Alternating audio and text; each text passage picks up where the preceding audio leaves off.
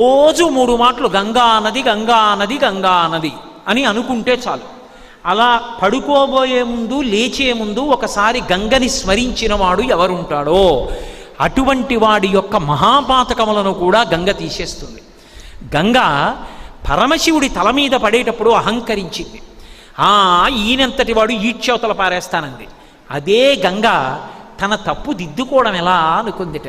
నమః కపర్దినీచ వ్యుక్త కేశాయ చ, పెద్ద జటాజూటంతో ఉన్న శంకరుడే బోడిగుండుతో శంకరాచార్యుల వారిగా వచ్చాడు. శంకరాచార్యుల వారిగా కాశీపట్టణానికి శంకరులు వస్తుంటే గంగ కెరటాలు ముందుకొచ్చేట. ఆనాడు నీ శక్తి తెలుసుకోలేక అహంకరించి నెత్తి మీద పడ్డా, ఈనాడు నీ కాళ్ళ మీద పడతానని కెరటాలు ముందుకొచ్చేన కాళ్ళు కడిగేయట. గంగ అంత పవిత్రం. ఏ నదినైనా అమ్మా అని కలిపి పిలవడం తక్కువ. యమునమ్మ ఏదో